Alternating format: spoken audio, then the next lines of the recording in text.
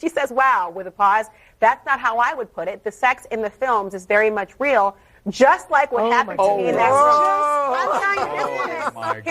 Day 14 of Donald Trump's Manhattan trial is getting spicy. Of course, he's facing 34 counts of falsifying business records. And once again, we have adult film actress Stormy Daniels testifying. As we speak, she's being cross-examined by Trump's lawyers who are trying to catch her in a number of gotcha moments, but she seems prepared. She seems ready with quips. She seems to be approaching today with an impressive amount of clarity. Just to recap, NBC News says Daniels testified in graphic detail at the trial on Tuesday about her alleged sexual encounter with Trump, prompting Judge Juan Merchan to admonish the prosecution for not doing more to rein in her answers. The judge later chastised the defense after Trump had been cursing and shaking his head during her testimony. Now, to catch you up on today, I'm about to dig into what's going on inside the courtroom in great detail so you guys are all equipped to combat this right-wing misinformation about the trial. But first, as Donald Trump was walking up to the Manhattan courtroom, he gave his usual press conference, but this time he decided to say, if any Jewish person voted for Joe Biden, they should be ashamed of themselves. Now, this prompted a bunch of Jewish people on Twitter to quote tweet that and say, I'm Jewish and I will proudly be voting for Joe Biden in 2024. Are you happy to close it, Eric? Thank you very much. What Biden is doing with respect to Israel is disgraceful. If any Jewish person voted for Joe Biden, they should be ashamed of themselves. He's totally abandoned Israel. And Trump is saying this in response to Biden withholding munition shipments to Israel because they're invading Rafah without a humanitarian plan for the citizens there. Now remember, Biden is not inherently against the IDF going into Rafah. He's only against it if they don't have a plan for the civilians there, which they don't seem like they do. But to move on to the trial, NBC has journalists inside the courtroom giving constant updates. About an hour ago, they said, Daniels is less combative, more prepared for gotcha moments today. As she kicks off her second day on the stand, Daniels seems less combative and more prepared. She knows Trump's attorney Nichols has prepared a number of gotcha moments, so Daniels has tried to preempt that by asking to be shown where she told the Slate reporter that she wanted to be paid for her story as an alternative to being paid for her silence.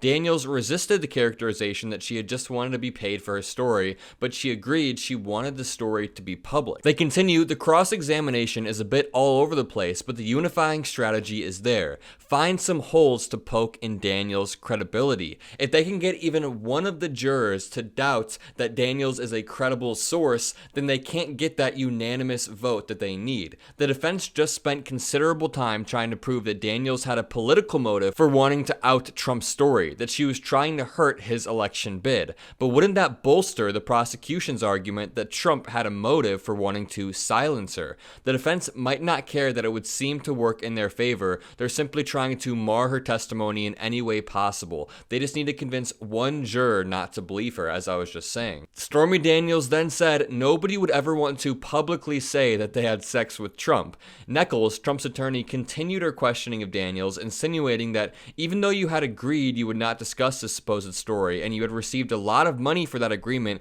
you then decided that you wanted to publicly say that you had sex with Donald Trump.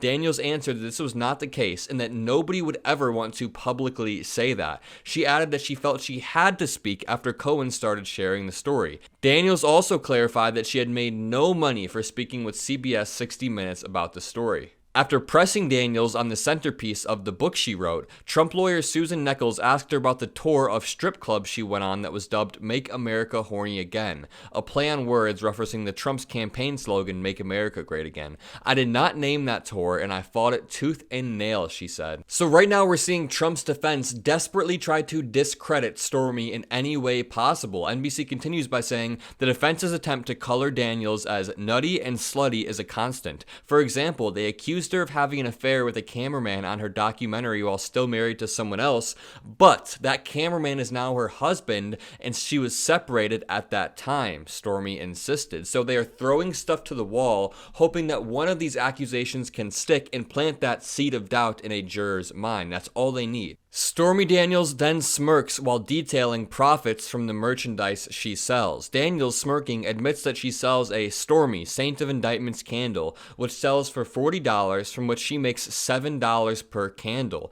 She said that they are made by a store in New Orleans, that she finds them funny, and that she sells them through her online store as a result. So Nichols takes her down this line of questioning to find out where Stormy Daniels makes most of her money, with the ultimate conclusion that most of her income comes from her story about Trump and her claiming credit for this big legal predicament. But to be fair, this is just how the game of monetization is played when you're an already public figure. I mean, if we look at Donald Trump himself, how many times has he grifted off of his fan base by selling shirts with his mugshot on it, by selling Trump Bibles, by selling Trump shoes? Over and over, we see Trump try to monetize off of his public image, and that's just how it works. So you can't blame Stormy for modeling that off of Donald Trump. And you may be wondering why I'm reading all of these updates to you, but it's just because I think it's incredibly important that we all know exactly what is happening, because MAGA is going to be pushing their own narrative over the next few weeks. I already see them doing it on Twitter. MAGA people on Twitter are saying the defense is killing it, but most liberals I follow, most lawyers I follow say the defense is kind of struggling right now. So it's important we have all of our facts straight. We have the exact wording of everything so we can combat this disinformation. Daniels describes other ventures, a haunted house show, and tarot card readings. The defense begins to ask Stormy Daniels about a TV show she filmed about paranormal activity in a New Orleans house. It was a lot of interesting and unexplained activities, so I created an entire show, Daniels said, adding, a lot of the activity was completely debunked, as a giant possum that was under the house, for instance. Nichols then asked about tarot card readings, asking if she can speak with dead people's relatives. I make it clear it's all entertainment, Daniels replied. The overall implication is that Daniels brands herself as a medium, and that makes her a fraud on everything else. It doesn't quite connect for me, but again, all they need is one juror to start doubting Daniels' character, Daniels' ability to tell the truth. This is where the big bombshell moment happens that was being covered by CNN, Fox News, MSNBC. Everybody picked up this moment right when it happened. Trump attorney Susan Nichols asked Stormy Daniels about her experience in the adult film industry. Daniels said she directed 150 sex films, give or take. You have a lot of experience making phony stories about sex, Nichols added. Daniels replied, wow, that is not how I would put it. The sex in the films is very much real, just like what happened to me in that room. Nichols then asked Daniels if she had a lot of experience memorizing fictional stories and if she was telling a story about Trump. If that story was untrue, I would have written it to be a lot better, Daniels said. All about the money. And guess what? That's like what the prosecution wants the jury to think. She's all about making her money, because that means that then she was going to tell this story, and they knew it. She's also being asked about her history making movies, saying, Nicholas saying, you have a lot of experience making phony stories about sex appear real. Well, yes, Susan, that is what porn is. That's exactly what it is. And again, this whole plan to try to look down your nose at Stormy Daniels. Now, she says, wow, with a pause. That's not how I would put it. The sex in the films is very much real, just like what happened to me in that room. Here's a mic. The sex is real. That's why it's pornography. But again, this is what Nicholas is doing. She's trying to go toe to toe with somebody who is unfazed by the room that she's in.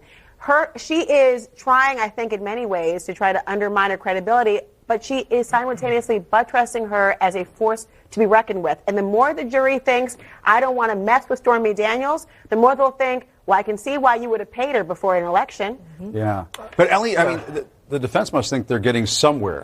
Obviously, it's lost on us. But are they performing for the jury or for Trump? That's my question. It can't be the jury. Yeah. His lawyers, Trump's lawyers. So going into her history in pornography, to me, is a mistake. It doesn't lead anywhere interesting. Jamie said, if that story was untrue, we would have written it to be a NBC's Laura Jarrett says this cross-examination of Stormy Daniels is reminiscent of the pre-Me Too era. Legal trials involving disputed claims of sex have historically involved defense attorneys cross-examining survivors on the way they've changed their stories over time and highlighting any inconsistencies. The first criminal trial of a former American president is no different. So far, Nichols, Trump's attorney, has insinuated Daniels couldn't have been intimidated because she worked in porn and was good at making up phony phony stories. Watching this cross-examination by Susan Nichols is almost a throwback to an earlier pre-Me Too time. So on one hand, to be charitable, I think it's fair that Donald Trump's lawyers try to grill Stormy Daniels, not only because that's their job as lawyers, but because pointing out these inconsistencies can strengthen their case. But to imply that just because Stormy Daniels is a porn star or an adult film actress or someone who has experience in the industry, to imply that because of this experience, she can't feel uncomfortable in other scenarios, or she can't feel like she was coerced into doing something, or there were weird power dynamics at play, is almost offensive. I mean, Stormy Daniels is a human being, despite her having been in 100 or 150 different porn films in the past. That doesn't mean she still can't feel uncomfortable in a situation that she's never been in with somebody who obviously is taking advantage of the power dynamic at play. It's just ridiculous to imply this, and that is what she means by this reminds me of a pre-Me Too era trial. That is all I have for you right now. I will leave the link to the live updates in the description. I hope you enjoyed the video. If you did, make sure to leave a like, hit that subscribe button, comment a blue heart in the description if you made it this far. Most importantly, have a great Thursday, everyone.